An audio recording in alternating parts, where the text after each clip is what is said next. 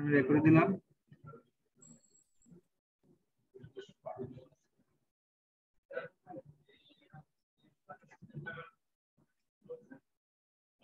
আচ্ছা, আমরা যা পড়ছি, আমরা যখন পড়ছি সেটা আমাদের শর্ট কলাম নিয়ে, ঠিক আছে?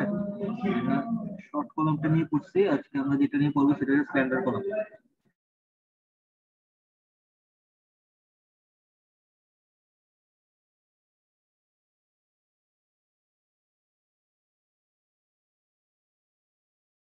আজকে আমরা যেটা নিয়ে পড়বো সেটা হচ্ছে স্ট্যান্ডার্ড কলাম। আমরা শর্ট কলামে অলরেডি আমরা তিনটা জিনিস দেখছি। আমরা শর্ট কলামে কি কি দেখছি? আমরা টাইপ না হচ্ছে spiral column, tied or spiral. তারপর হচ্ছে আমরা কি দেখছি? আমরা ইউনি এক্সিয়াল বেন্ডিং এর জন্য কেমন হয় সেটা দেখছি আমরা। তারপর হচ্ছে বাই এক্সিয়াল বেন্ডিং হলে আমাদের কিরকম হয় আমরা সেটা দেখছি। তো আজকে আমরা স্ল্যান্ডার কলাম নিয়ে আলোচনা করবো। তো দেখা যাক। তো ফার্স্ট হচ্ছে স্ল্যান্ডার কলাম বলতে কি বুঝে রনি?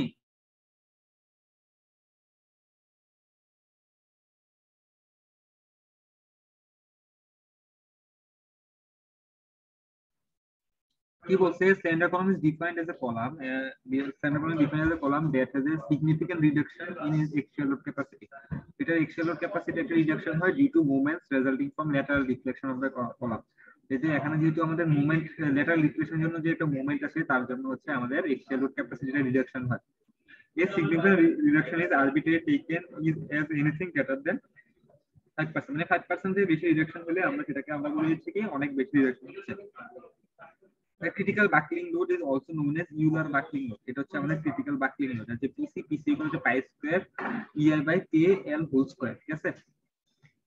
তো এখন দেখা যায় এখানে কি হইতেছে, দেখো এখানে একটা মেম্বার দেয়া আছে, এটা কলামের মধ্যে অ্যাক্ট করতেছে, কলামের মধ্যে অ্যাক্ট করতেছে। তো এখানে যখন আমাদের লোড আসতেছে তখন আমাদের দেখো তো এই ডিসটেন্সটা কত? এই ডিসটেন্সটা কত? হ্যালো, কথা শোনা যাচ্ছে? স্যার ই ডিসটেন্স। তাহলে মোমেন্ট আসলে আলটিমেটলি কত হবে? যদি এখানে লোড আসে মোমেন্টটা হবে পি ইনটু কত হবে? ই হবে। কিন্তু এখানে আসলে দেখো পি ইনটু ই হচ্ছে না, কারণ সেখানে যখন আমি এখানে লোড দিচ্ছি এখানে ডিসটেন্সের সাথে সাথে দেখা যাচ্ছে এখানে একটা ডিফ্লেকশনও শো করতেছে, ঠিক আছে? এখানে ডিফ্লেকশন হচ্ছে, এখানে একটা সরি এখানে এই ইসেন্টের সাথে এখানে ডিফ্লেকশন শো করতেছে। তাহলে ডিসটেন্সটা আসলে কত? পি থেকে সেন্টার পয়েন্টের ডিসটেন্সটা কত হচ্ছে? মোমেন্ট ইকুয়াল কত হবে? পি ইনটু ই প্লাস ডেল্টা।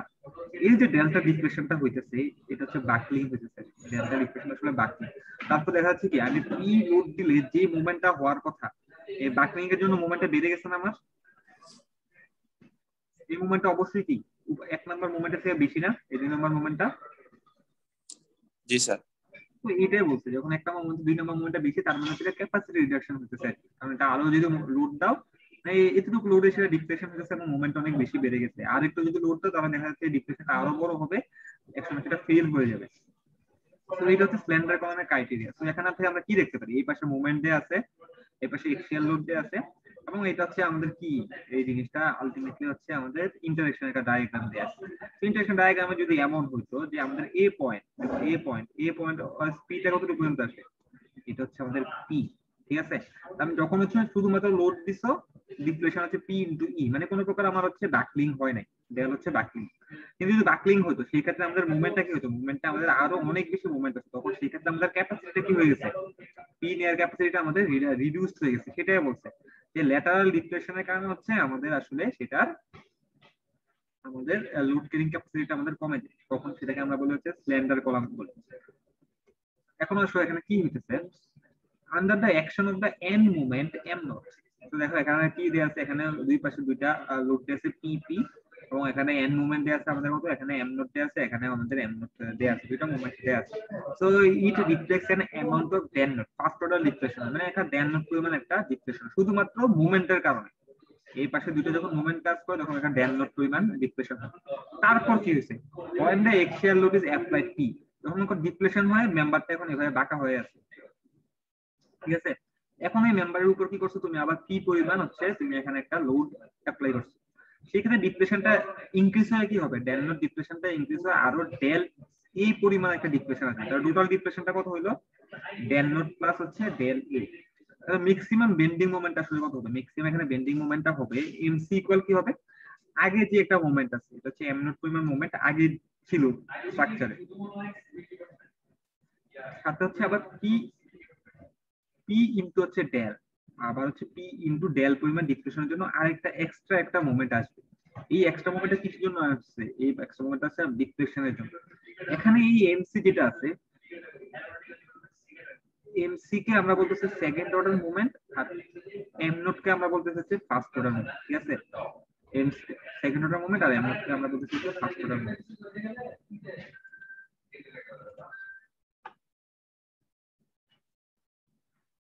এখন হচ্ছে আমাদের আমাদের যে কোনো একটা হচ্ছে আমাদের কলাম দিয়ে দিলাম, আমরা কলামকে বা যে কোনো একটা বিন দিয়ে যে কোনো একটা কলাম দিয়ে দিলাম, বা যে কোনো একটা মেম্বারকে আমরা কখন বলতে পারবো সেটা স্ল্যান্ডার নাকি স্ল্যান্ডার না।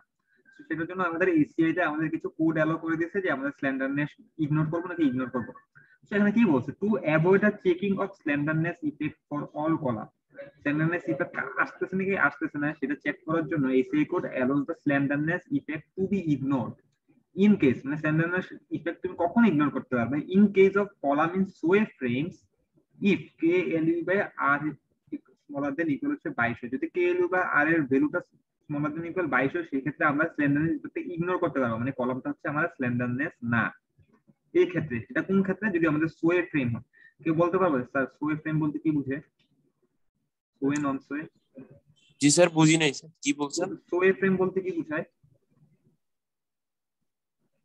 না স্যার, দেখো, সোয়ে ফ্রেম বলে যেটা বুঝায়, যেমন এটা একটা ফ্রেম স্ট্রাকচার রাখলাম, সেটা হচ্ছে এটা ফ্রেম, এখানে হচ্ছে যদি এই বরাবর হচ্ছে আমি রুট দেই, ল্যাটারালি রুট দেই, সেই ক্ষেত্রে সেটা কি হবে, সেটা ল্যাটারালি হচ্ছে ডিফ্লেকশন শো করবে এখানে, কারণ ল্যাটারালি কোনো ব্রেসিং দেয়া নাই।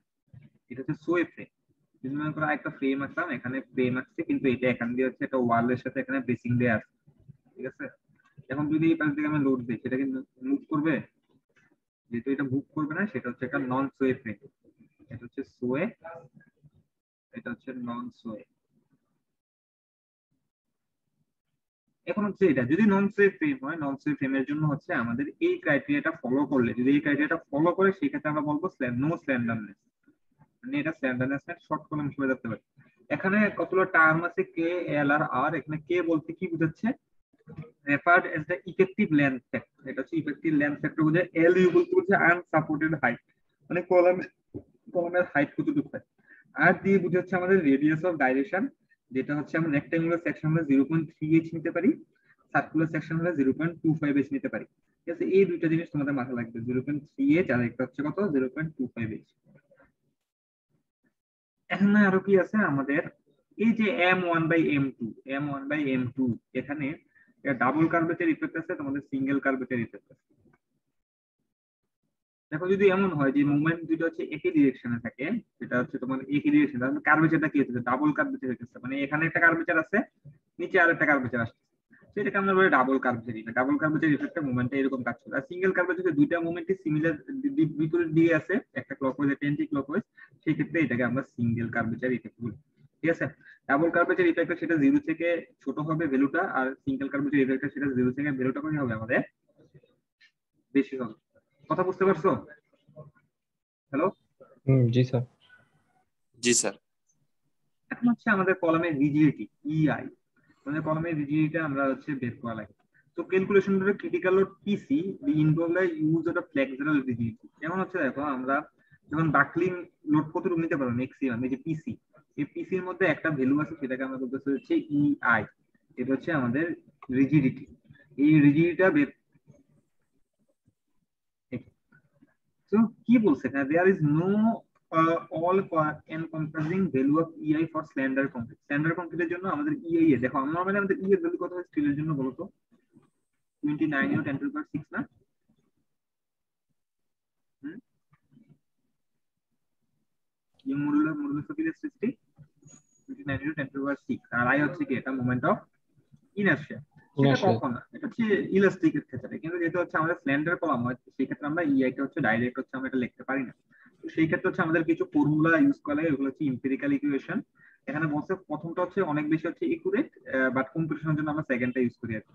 তো EI এর জন্য কি বলছে, 0.2 ইসি কংক্রিটের প্লাস আইজি গ্রস সেকশনের হচ্ছে মোমেন্ট অফ ইনারশিয়া, ইএস স্টিলের হচ্ছে ইলাস্টিক মডুলাস, আর আইএস এর স্টিলের moment of inertia plus 1 plus beta DNS. And beta DNS টা কি, এটা আমরা পরে আসতেছি, অথবা আরেকটা ফর্মুলা আছে এটা 0.4 ECIG plus 1 plus beta DNS. Normally math করতে হলে আমরা এটা ইউজ করি। গত ইকুয়েশনে ইসিআর ইএস কি বলছে, যেটা বলছে মডুলাস অফ ইলাস্টিসিটি, ইসি দিয়ে কংক্রিট বুঝায়, সি দিয়ে, আর এস দিয়ে বুঝাচ্ছে স্টিল, এটা রেসপেক্টিভলি বুঝায়। আইজি দিয়ে কি বুঝাচ্ছে, gross moment of inertia of concrete section, যেটা হচ্ছে gross moment of inertia central axis এর রেসপেক্টে। আইএসসি দিয়ে কি বুঝাচ্ছে, moment of inertia of reinforcement, ঠিক আছে, central axis of the concrete section, এটাও কংক্রিট সেকশনের রেসপেক্টে। আর এটা হচ্ছে গ্রস এরিয়ার সময় ইগনোরিং রিইনফোর্সমেন্ট, রিইনফোর্সমেন্টটাকে আমরা ইগনোর করি।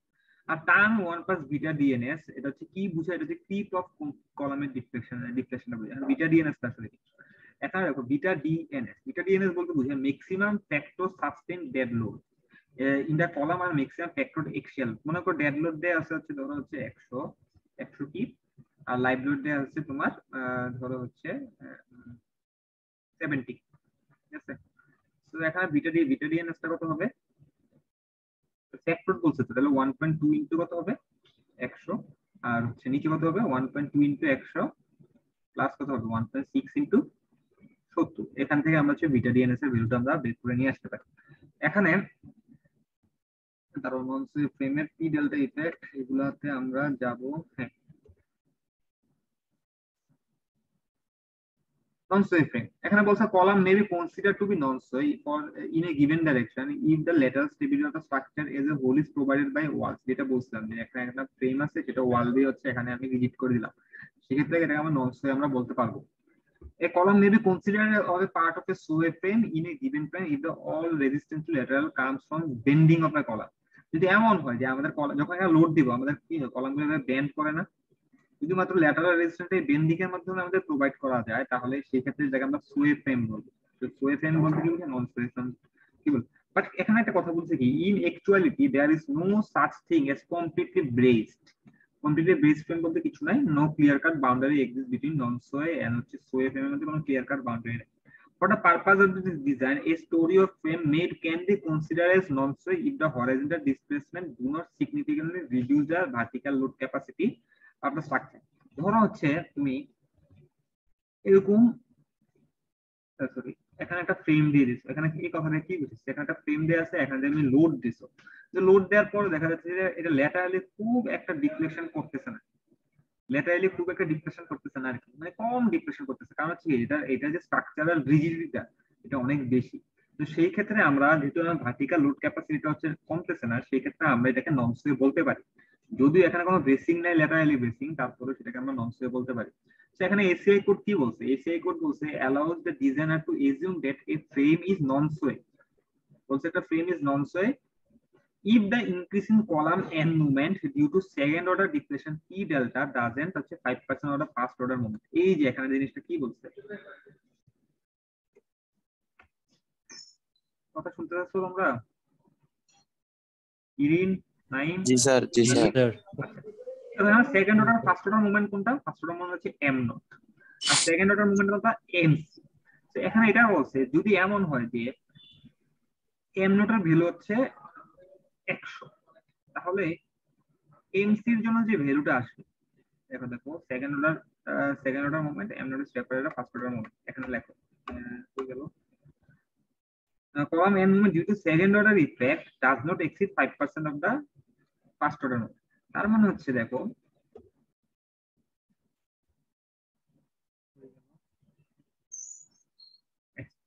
এখন দেখো mc ধরো যে 120, তাহলে বলো এটা কত পার্সেন্ট ইনক্রিজ হয়েছে,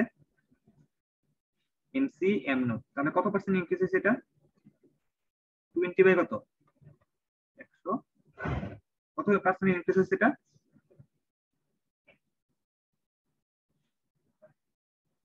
2% না?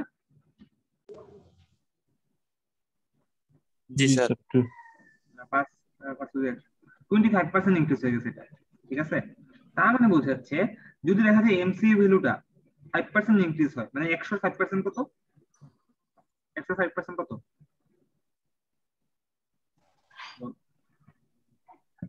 5 না?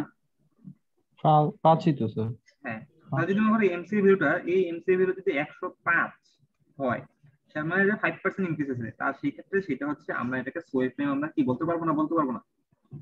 এটাকে নন সুই ফ্রেম আমি বলতে পারবো না।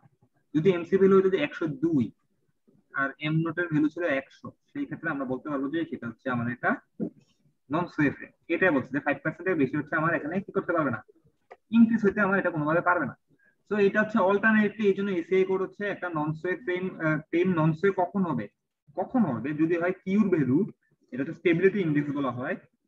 এটা সাইমেশন অফ পি ইউ, মানে হচ্ছে সকল লোড। ডেল নোট হচ্ছে ডেল নোটটা হচ্ছে তোমার হচ্ছে first order relative deflection top story থেকে বটম স্টোরি, মানে টপ স্টোরি থেকে বটম স্টোরিতে কি পরিমাণ হচ্ছে ডিফ্লেকশনটা আসতেছে। ডিউ টু হচ্ছে ভিইউএস বলতে বোঝাচ্ছে যে শেয়ার, আর হচ্ছে এলসি হচ্ছে height of the story measure from center of the joint to ভের অফ দ্য জয়েন্ট, এটা বুঝাচ্ছি। আর হচ্ছে এখানে ভিইউ যেটা হচ্ছে শেয়ার, এই শেয়ারটা অনলি হচ্ছে তোমাদের ল্যাটারাল লোডের জন্য আমাদের এই পরিমাণ শেয়ার আসবে। তার থেকে যদি ছোট হয় সেই ক্ষেত্রে আমরা বলতে পারবো যে আমাদের ফ্রেমটা হচ্ছে আমাদের নন সোয়ে ফ্রেম। তো আমাদের বিল্ডিংটা সোয়ে নাকি নন সোয়ে সেটা হচ্ছে আমাদের আগে দেখে আসতে হবে। তো এই এসিএ করে 10.10.1 এ আরো স্টেট বলছে it shall be permitted to consider the compression member based against sideway when bracing elements thickness at least 12 times of the gross thickness। এটা দরকার নাই তেমন কিছু। এখন হচ্ছে স্যার স্যার সিলিন্ডার কলামের স্যার মানে মিনিমাম লেন্থটা স্যার কত হয়? যেমন আমরা একটা শর্ট কলামের ক্ষেত্রে যেরকম বলতে পারি যে একটা শর্ট কলামের মিনিমাম লেন্থ 12 মানে কথার কথা বলতেছি, এরকম স্যার সিলিন্ডার কলামটাকে আমি কত হলে বলতে পারবো যে এটা একটা না না, এটা সিলিন্ডার বলা কলাম? যাবে না, এটা আসলে বলা যাবে না। এটার জন্য তোমাকে যেটা করা লাগবে, তোমাকে এই জন্য তো বলছি যে ফার্স্টে এই তোমাকে এখানে হয়ে গেল যে কোনো কলাম সেটা এটা 12-10 ফিট হলেও যদি কলামের সাইজ 12 হয় সেটাও স্ট্যান্ডার্ড কথা না, যেহেতু লোড কম। তো তোমার স্ট্যান্ডার্ড কলাম ডিপেন্ড করবে কিসের উপর, লোডের উপর। এটাকে লোড কেমন আছে, তারপর হচ্ছে সেটার সাইজটা কেমন আছে, আর একটা ডিসিশন করছে যে ইফেক্টিভ লেন্থ ফ্যাক্টরটা কেমন আছে। ঠিক আছে, তো এটার উপর ডিপেন্ড করবে। এই জন্য হচ্ছে আমাদেরকে আগেই দেখে নিতে হবে যে এটা স্ট্যান্ডার্ড নাকি স্ট্যান্ডার্ড না। আমাদের এই এই দুইটা জিনিস হচ্ছে আমাদেরকে বের করে নিয়ে আসা লাগবে। এটা ছাড়া বের করার কোনো পলিসি নাই, স্ট্যান্ডার্ড কলাম নাকি স্ট্যান্ডার্ড কলাম না। স্যার কোনটা দিয়ে স্যার টেস্ট করবো, ওই যে প্রথমটা না দ্বিতীয়টা? এটা সোয়ে ফ্রেমের প্রথমটা, নন সোয়ে ফ্রেমের সেকেন্ডটা। এখন সোয়ে নাকি নন সোয়ে এটা জানার জন্য হচ্ছে একটু এই যেই মাত্র পড়াইলাম, এটা যে সোয়ে নাকি নন সোয়ে হবে এটার জন্য হচ্ছে আমাকে আবার এই ফর্মুলা দিয়ে কি করা লাগবে, ডিটারমাইন করা লাগবে সেটাকে সোয়ে নাকি নন সোয়ে। কথা বুঝতে পারছো? জি স্যার, ক্লিয়ার। তারপর হচ্ছে এখন হচ্ছে যদি মনে করো 5 মার্ক একটা ম্যাথ দিলাম তোমাদেরকে, কথার কথা একটা ম্যাথ দিলাম, ম্যাথ আমি সব দিয়ে দিছি। তাহলে ফার্স্টে হচ্ছে তোমাদের আসলে কি করা লাগবে, মানে কোশ্চেন দেখে তো তুমি তো তোমাদের শর্ট কলাম পড়ে আসছি। তো ফার্স্টে তোমাদের কি করা লাগবে, ফার্স্টে তোমাকে দেখা লাগবে যে কলামটা কি আমাদের সোয়ে নাকি ফ্রেম থেকে সোয়ে নাকি নন সোয়ে সেটা দেখা লাগবে। ওকে, সোয়ে আর নন সোয়ে যদি হয় তারপর কি দেখা লাগবে, তারপর দেখা লাগবে কি এটা স্ল্যান্ডার নাকি শর্ট। যদি স্ল্যান্ডার কলাম হয় স্ল্যান্ডার কলামে ম্যাথ কিভাবে করবে একটু দেখাবো। যদি স্ল্যান্ডার না হয় তাহলে আমাদের কি করা লাগবে, তাহলে হচ্ছে আমাদেরকে শর্ট কলামে ডিজাইনে করে আমাদের ম্যাথটা করে নিয়ে আসতে হবে। কথা বুঝতে পারছো? আচ্ছা আচ্ছা, বুঝতে পারছি। মানে সবার আগে হচ্ছে ওয়েজ না নন যেমন ওয়ে হচ্ছে এটা? আগের আগের আগের সেমিস্টারে তোমাদের হচ্ছে তোমাদের সিনিয়রদের একটা ম্যাথ দিয়েছিলাম, আহ, আগের আগের সেমিস্টারে আর কি। আগের তো ওরা ওইটা পারেনি, ওটা সোয়ে ওটা ছিল ননসেন্স ম্যাথ, মানে ওদের এই ওরা লাইক হচ্ছে শর্ট কলাম ধরে করে ফেলছে, অনেকে হচ্ছে ইয়ে ধরে করে ফেলছে আর কি, কিন্তু এটা হয় না আর কি। আচ্ছা, তো কি বলছে, if a column is non sway frame, যদি আমরা নন সোয়ে ফ্রেম হয় then the design following the moment magnifier method involve ACI section 10.10.5 অথবা 10.10.6 the specified equation reconfirms to determine the magnified moment। So এখানে কি হইতেছে দেখো, যদি এরকম একটা মেম্বার আছে, মেম্বার তুমি এখানে মোমেন্ট দিছো এম নট, তাহলে মোমেন্ট কত ক্রিয়েট করবে, আসলে এম নটই হবে। কিন্তু মনে করো ইফেক্টটা যদি এরকম হয়, এখানে ডিফ্লেকশন আছে, তো এখানে যদি এম নট মুভমেন্ট দাও এই, আর এখানে যদি পি লোড দাও, এখানে যদি ডিফ্লেকশন ই হয়, তাহলে মিক্স আলটিমেটলি মুভমেন্টটা কত হবে, এম ইকুয়াল হচ্ছে এম নট ইনটু কত, এম নট প্লাস হচ্ছে পি ইনটু কত, ই। পি ইনটু ই আছে এক্সট্রা একটা মুভমেন্ট আসবে। তার তার মানে হচ্ছে কি এই মুভমেন্টটা কি হইতেছে, এই যে মুভমেন্টটা দিলাম এই মুভমেন্টের কারণে আরেকটু এক্সেস মুভমেন্ট আসতেছে, এই মুভমেন্টটা কি হইতেছে, ইনক্রিজ হইতেছে। এই জন্য এই যে মুভমেন্টটা আছে এই মুভমেন্টটাকে আমাদের একটা ফ্যাক্টর দিয়ে গুণ করা লাগে। এই ফ্যাক্টরটাকে আমরা বলেছি মুভমেন্ট ম্যাগনিফায়ার, আমি সেটাকে ইনক্রিজ করে দিলাম। ঠিক আছে, মোমেন্ট ম্যাগনিফায়ারের ভ্যালু অবশ্যই একের থেকে বেশি আসবে, একের থেকে ছোট আসলে সেটাকে মিনিমাম 1 ধরা লাগবে। তাহলে এখানে দেখি লেন্থ অফ দা কলাম কি বলছে, ফর দা আনসাপোর্টেড ডাইল L U is defined at the ACI করেছে clear distance between the member capable of giving lateral support, এটা হচ্ছে তোমাদের clear distance. For pin end column it is distance between the hinge. For pin end column হচ্ছে distance between the hinge. এখন এটা হচ্ছে length of the column. Effective length কি বলছি, effective length তো K can be taken conservatively 1 for column in হচ্ছে নন straight frame. নন straight ফ্রেমের জন্য আমরা 1 ধরতে পারি, তো আমরা সবসময় কি 1 ধরবো না, এটার জন্য আমাদের বইয়ে কিছু চার্ট আছে, সেটা থেকে আমাদের হচ্ছে বের করা লাগে আর কি কে এর ভ্যালু আসলে কত হবে। এখন রেডিয়াস অফ গাইরেশন বলছে রেক্টেঙ্গেলের জন্য আর হবে 0.3h, h হচ্ছে কি যে 12 হইলে এই 12টা হচ্ছে h, আর ফর সার্কুলার সেকশন হলে কি হবে আর হচ্ছে যেটা হচ্ছে তোমাদের যত আসবে সেটাকে আমরা h ধরে হচ্ছে আর radius of gyration R can be calculate from the area and moment of finish of gross concrete section. ঠিক আছে, and consider the slenderness effect, এখানে বলে দিয়েছে যেহেতু আমরা নন সোয়ে বলতেছি, নন সোয়ের জন্য ফর্মুলা হচ্ছে এটা, একটু দেখা যায় সোয়ে হলে আরেকটু কম হইতো। And also minimum moment so requires that a maximum end moment of the column m2 not taken less than হচ্ছে m2 minimum, মানে হচ্ছে তুমি যে এখানে end moment যেখানে m2 আসতেছে, একটা মোমেন্ট যে আসতেছে, এই m2 টা হচ্ছে এই m2 মিনিমাম থেকে আমার কি হতে পারবে না, ছোট হইতে পারবে না। যদি ছোট হয় তাহলে আমি হচ্ছে এই m2 টাকে নিয়ে কাজ করতে হবে, মানে এই m2 আর নিব না, m2 মিনিমাম নিয়ে আমাকে কাজ করতে হবে। তো m2 মিনিমামটা কত আমাদের pu ইনটু কত 0.6 প্লাস 0.03 ইনটু কত h, এখানে এইচটা ঠিক আছে, এইচটা হচ্ছে আমাদের ইঞ্চিতে আছে। আর বলছে কি যদি m2 less than m2 minimum হয়, মনে করো কলামে যে মোমেন্ট আসছে সেটা যদি m2 মিনিমাম থেকে লেস হয়, সেক্ষেত্রে cm এর ভ্যালুটা কত হবে, cm এর ভ্যালুটা হচ্ছে আমাদের 1 ধরা লাগবে। cm কি সেটা পরে আসতেছি, এটা যদি মাথায় রাখো যে m2 যদি লেস দেন m2 মিনিমাম হয়, cm এর ভ্যালু কত হবে 1 হবে। For the m2 define as the larger n moment, m2 টা আসলে কি বোঝাচ্ছে, মনে করো একটা কলাম আছে, কলামের এখানে মনে করো মোমেন্ট আছে 100 ফিট, আর এখানে যে আছে মনে করো যে 80 ফিট, তাহলে আমাদের m2 কোনটা হবে, m2 কে লার্জারটা হবে, এটা হচ্ছে m2, আর এটা ছোটটা কত হবে m1। তো এটা বলছে এখন যদি 100 ফিট বাইর করলাম, এখন m2 মিনিমাম মনে করে এই m2 মিনিমামের ভ্যালু আসলেও আমি ফর্মুলা দিয়ে বের করে নিলাম হচ্ছে 110 ফিট, তাহলে ব্যাপারটা কি হবে, সেই ক্ষেত্রে হচ্ছে এই যে cm এর ভ্যালুটা হবে, cm এর ভ্যালু তখন আমার ধরা লাগবে হচ্ছে 1। এখন মোমেন্ট ম্যাগনিফায়ারে কি বলছে,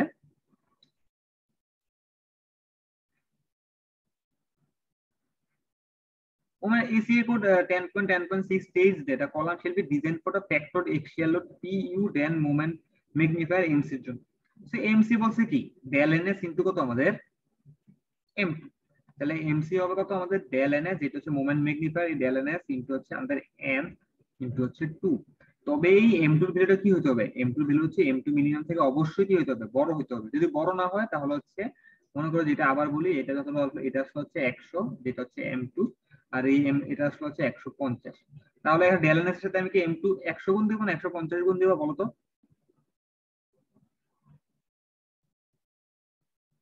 আমরা গুণ দিব হচ্ছে 150 টাকা, আমাদের m2 মিনিমামটা গুণ দেওয়া লাগবে। স্যার 100 গুণ দিব স্যার, 100 গুণ দিব না 150, এখানে কি বলছে m2 greater than or equal m2 minimum, তার মানে হচ্ছে মিনিমাম দিয়ে গুণ দেবো। মানে মিনিমামটা দিয়ে গুণ দেওয়া লাগবে, m2 মিনিমাম তো 150 আসছে কিন্তু এখানে দিয়ে রাখছে 100, তার মানে m2 মিনিমাম দিয়ে গুণ দেওয়া লাগবে। এখন del ns হচ্ছে কল নন সে মোমেন্ট ম্যাগনিফায়ার, এখন নন সে মোমেন্ট ম্যাগনিফায়ার del ns এর ভ্যালু হচ্ছে cm by 1 minus pu plus 0.75 into pc। pc টা হচ্ছে কি ইউলার বাকলিং লোড, সেটা pc হচ্ছে pi square ei by kl square. এখন ei কিভাবে বের করা লাগবে, ei এর জন্য আবার এখানে দুটো ফর্মুলা দেয়া আছে, আমরা নরমালি হচ্ছে উপরটা ইউজ করি না, নিচেরটা ইউজ করি। আর cm এর ভ্যালু যেটা বলছে যদি ছোট হয় সেই ক্ষেত্রে কত হবে 1 হবে, আর যদি না হয় সেই ক্ষেত্রে হচ্ছে আমাকে কি করা লাগবে, এখানে ফর্মুলা দিয়ে হচ্ছে আমাকে সেটাকে আবার বের করে নিয়ে আসা লাগবে। Just too simple. এখন বলছে যদি PU exceeds 0.75 PC, যদি PU হচ্ছে বাকলিং এর লোডের 0.75% থেকে এক্সিড করে, তাহলে সেই ক্ষেত্রে কি হবে, del ns এর ভ্যালু কত হবে, del ns এর ভ্যালু হচ্ছে আমাদের কি হবে নেগেটিভ হয়ে যাবে। এই ক্ষেত্রে কলামটা কি হয়ে যাবে, কলামটা হবে আমাদের আনস্টেবল হয়ে যাবে, thus column cross section must be change, এই ক্ষেত্রে কলামের ক্রস সেকশনটা কি করা লাগবে, আমাদের চেঞ্জ করা লাগবে। If del ns less than 1, সেখানে del ns এর ভ্যালু হচ্ছে 1। আর দেখো আমি কি বলবো, del ns এর মান যদি নেগেটিভ হয়, এই যে উপরে যে দেখলাম এই del ns এর মান কখন নেগেটিভ হবে, যদি এই যে ভ্যালুটা আছে এই ভ্যালুটা কি হয় আমাদের 1 এর থেকে বড় আসে, এই ভ্যালুটা 1 এর থেকে বড় আসলে কি হবে, pu বাই 0.75 পিসটা 1 এর থেকে বড় বেশি আসলে সেটা কি হবে নেগেটিভ আসবে। নেগেটিভ আসলে আমাদের কলামের যে সেকশনটা করছি সেই সেকশনটা চেঞ্জ করা লাগবে। আর যদি del ns এর মান হচ্ছে 1 লেস 1 এর থেকে ছোট আসে সেটাকে 1 ধরা লাগবে। আর যেটা বল, আর যদি del ns এর ভ্যালু হচ্ছে 2 এর থেকে বড় আসে, সেই ক্ষেত্রে হচ্ছে strong consider should be given enlarging the column section, মানে হচ্ছে কনসিডারেশন দেওয়া লাগবে যে কলাম সেকশনটা আরো বড় করা লাগবে। because the calculation of such column are very sensitive to assumption being made, বা কারণ হচ্ছে যে assumption আমরা মেক করছি সেটাতে আমরা হচ্ছে এই ম্যাথটা করতে পারবো না। 2 এর থেকে বড় আসলে কি করতে হবে, আমাদের সেকশনটা বড় লাগবে। সো তোমাদের এই যে তিনটা ক্রাইটেরিয়া, 1 এর থেকে ছোট, মাইনাস আর 2 এর থেকে বড়, এই তিনটা ক্রাইটেরিয়া ফুলফিল করে কিনা দেখা লাগবে। যখন পরীক্ষা ম্যাথ দিব, আমি তো ডাইরেক্ট বইয়ের ম্যাথ দিব না, একটু একটু ঘুরানো থাকবে, ওইটা দেখে নেওয়া লাগবে। আচ্ছা, আজ থেকে আমরা ম্যাথ দেখবো না নেক্সট ক্লাসে দেখবো? স্যার একদিনে এত স্পেশাল স্যার নেক্সট ক্লাস। আচ্ছা, নেক্সট ক্লাসে আমরা দেখবো কয়টা বাজে? স্যার 12:05। কয়টা? 11:30।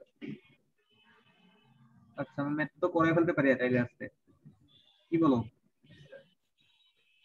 পড়াই মানে জিজ্ঞাসা করলেন। ম্যাথটা এইটা তোমাদের 9.2 দিয়ে আছে, 9.1টা এখানে করা নাই।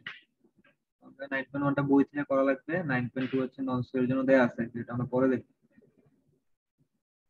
আচ্ছা, আমরা নেক্সট ক্লাসে দেখি।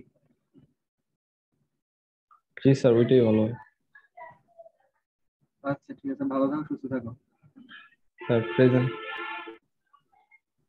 প্রেজেন্ট আসছে, আসে নাই কোন দুইজন?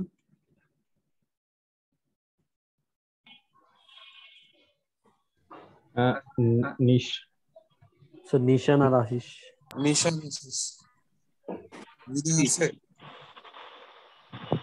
নিশান তো নাই। হাসিনুর রহমান। আমি অ্যাটেন্ডেন্স। নিশান আশিস আর হৃদয় আসে নাই স্যার। নিশান, আশিস আর হৃদয়। জি স্যার। নিশান অ্যাবসেন্ট। এই নিশানের সাথে সিআর কো দেখা করো তো, ওটা না অ্যাবসেন্ট কেন? আশিস কুমার রয়, আরেকটাকে? স্যার হৃদয় আসিফ স্যার। রহমান হৃদয়। স্যার হৃদয়। নাম বলো তো। হাসিনুর রহমান হৃদয়। স্যার হাসিনুর রহমান হৃদয় অ্যাবসেন্ট। আচ্ছা ঠিক আছে, বাকিরা প্রেজেন্ট। তোমাদের হচ্ছে আমি একটা অ্যাসাইনমেন্ট দিব এই কলাম শেষ করার পরে। স্যার নভেম্বর তো চলতেছে স্যার, কালকে বাদে স্যার কোনো নিউজ আছে স্যার সিটি খোলার বিষয়ে? এখনো হয় না, আজকে একটা মিটিং আছে রিভিউসারে, যেমন তোমাদের কয়জন ভ্যাকসিন দিয়েছে আর কি, পুরো ভার্সিটিতে কত পার্সেন্ট ভ্যাকসিন বাকি আছে এখন দেয়া, তার উপর ডিপেন্ড করে একটা ডিসিশন জানানো হবে আর কি। আচ্ছা ঠিক আছে, ভালো থাকো, সুস্থ থাকো। খোদা হাফেজ।